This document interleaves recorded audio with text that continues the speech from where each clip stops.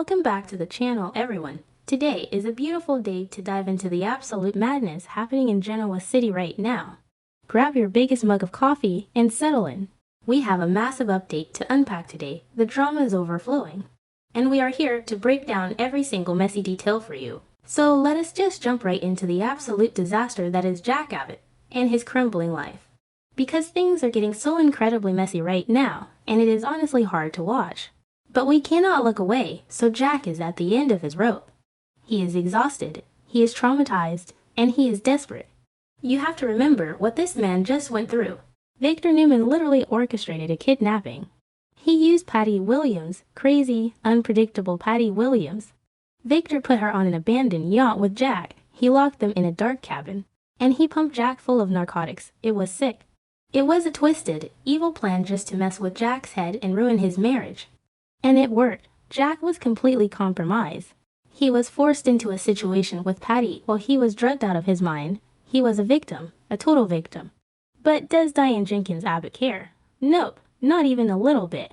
And that is the craziest part of this whole storyline. Diane is just refusing to see the truth. She only sees the betrayal. She only sees the image of Jack and Patty together, and she is furious. She is holding on to this rage like a shield. She will not listen to Jack. She will not listen to reason. She just shuts him down every single time he tries to apologize or explain. So Jack is hurting. He is hurting so badly, his heart is broken, his wife hates him. His family is in chaos, and he just needs someone to talk to. Someone who understands the sheer evil of Victor Newman, and who understands that better than Nikki Newman. Nobody, so Jack turns to Nikki. And this is where the trouble really starts, because Jack and Nikki have history. So much history, they care about each other. And Nikki feels incredibly guilty about all of this. Because Victor only targeted Jack to punish him for helping Nikki with her alcoholism, so Nikki feels responsible. She wants to help Jack, she wants to comfort him, so they are hanging out. They are brainstorming, they are trying to figure out how to fix their broken marriages. And they share a moment, a close, emotional, vulnerable moment. Just old friends leaning on each other in the dark. But then the door opens, and Diane walks in, because of course she does. The timing is just soap opera perfection. Diane walks in and catches Jack and Nikki right in the middle of this uncomfortably intimate moment. It is a totally compromising position. From Diane's perspective, it looks scandalous. It looks like Jack is just moving right on from Patty and sliding right into Nikki's arms. And Diane just loses her mind. You can practically see the smoke coming out of her ears. She is already so mad about the yacht incident. She is already so insecure about Patty, and now she sees Nikki. The great Nikki Newman, the woman Diane has hated for decades. And Diane just explodes. But let us be real for a second here. Let us just dump all the facts on the table. Diane is being a massive hypocrite, a staggering, unbelievable hypocrite. Tracy Abbott literally just threw this in her face. Tracy reminded Diane about 2011. Do we all remember 2011? When Diane faked her own brutal murder in the park, she teamed up with Deacon Sharp. She got a dead body from the morgue. She planted evidence. She framed Nikki for murder, and the worst part, she let her own son Kyle mourn her death for over a decade. She let Jack grieve. She let the whole family suffer while she was living it up under a fake name. She did all of that on purpose, with a clear mind. But now she wants to judge Jack.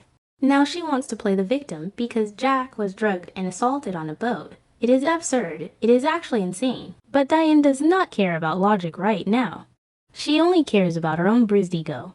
So she sees Jack and Nikki, and she uses it as the ultimate excuse to just burn everything down. She is going to use this compromising position to justify all the terrible things she is about to do. She is already plotting. She is already thinking about teaming up with Victor. Yes, Victor Newman, the man who kidnapped her husband. Diane is so blinded by rage that she is willing to ally with the devil himself just to teach Jack a lesson. She wants Jack to taste defeat. She wants to buy up his corporate debt. She wants to steal Jabot, all because she caught him getting a little too close to Nikki for comfort. It is a tragic, messy downward spiral. And Jack has no idea what is about to hit him. And speaking of people who have no idea what is about to hit them, let us talk about Phyllis Summers.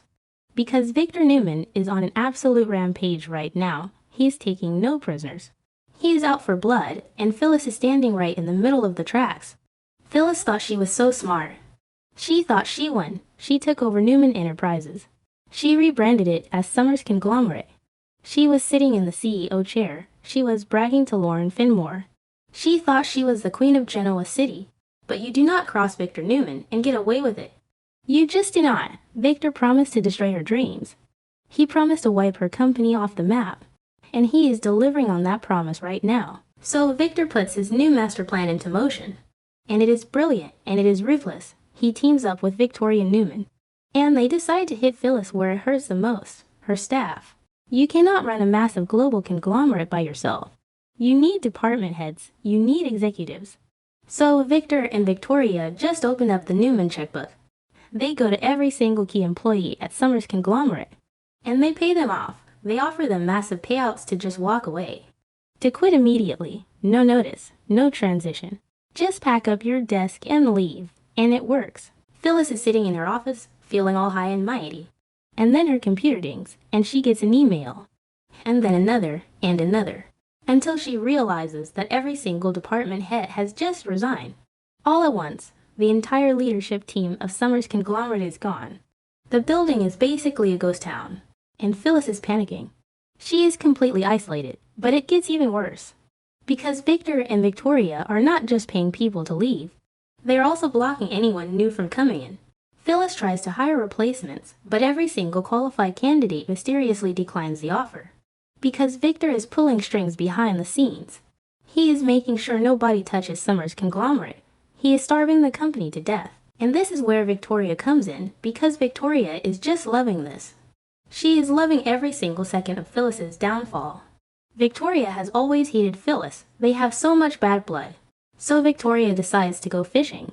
She decides to take a little stroll over to the Summers conglomerate offices, just to poke the bear.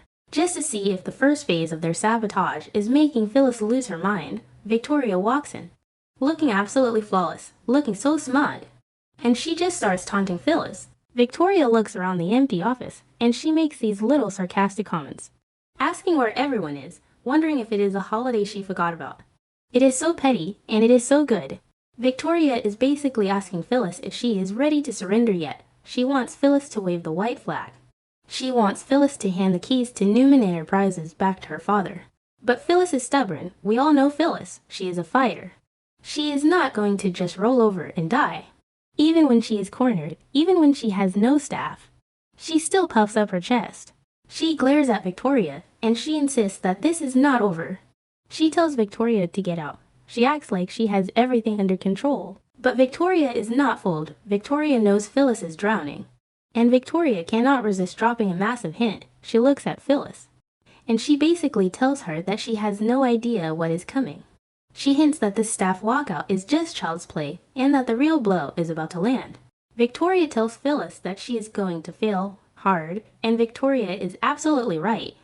Because Victor has a secret weapon, and it is about to change everything. So what is this secret weapon? It is an AI program.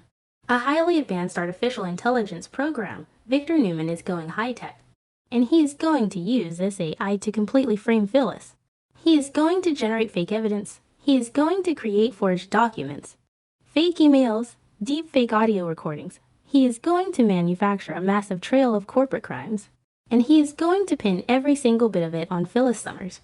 He is going to back her into a legal corner where she has absolutely no way out. She will be facing prison time. She will be facing total ruin unless she gives him his company back. It is just so incredibly evil and so incredibly smart. Victor is orchestrating this massive symphony of destruction. He fired Michael Baldwin for trying to warn Lauren about it. He framed Michael for bribery just to keep him quiet. He is destroying careers. He is destroying lives. Just to get his desk back, and Phyllis is walking right into the trap. She thinks she can just hire new people. She thinks she can just weather the storm. But she cannot fight a ghost in the machine. She cannot fight an AI program that is generating perfect evidence of crimes she never committed. Victor has her exactly where he wants her. So you have to look at the whole board here. Genoa City is just a war zone right now. You have Jack Abbott crying on Nikki's shoulder and getting caught by a furious Diane, which is going to lead Diane to team up with Victor. And then you have Phyllis sitting in an empty office, getting taunted by Victoria while Victor prepares to drop an AI bomb on her head. It is all connected. It is all tying back to Victor Newman's absolute refusal to lose. He is pulling strings in every single household. He is manipulating marriages. He is destroying businesses. He is the puppet master. and we are just sitting here eating it up. Because the drama is so good, the writing is so raw right now. You can feel the desperation in Jack. You can feel the blind rage in Diane. You can feel the panic hiding behind Phyllis's tough exterior. And you can feel the sheer, cold arrogance of Victoria and Victor. It is classic soap opera storytelling. It is messy. It is clunky. It is full of people making terrible, impulsive decisions. Like Jack getting too close to Nikki when his wife is already on the warpath. Or Phyllis refusing to surrender when she clearly has no army left. So what is going to happen next? Will Diane actually go through with her threat? Will she actually sleep with the enemy and help Victor destroy Jack's legacy just because she saw a hug? It seems crazy, but Diane is crazy right now. She is not thinking straight. And what about Phyllis? When Victor finally drops the AI evidence on her desk, when he shows her the fake emails and the forged bank transfers, will she finally break? Will she sign the papers and give Newman Enterprises back? Or will she try to fight a machine? We do not know yet, but we are going to be watching every single second of it. Because this is the kind of television that keeps us coming back for more. The stakes have never been higher. The betrayals have never been deeper, so keep your eyes glued to the screen. Because tomorrow is going to bring even more shockers. The fallout from Diane catching Jack and Nikki is going to be explosive. And Victoria's taunting is just the appetizer for the main course of Victor's revenge. Stay tuned, stay obsessed, and we will see you back here for the next massive update.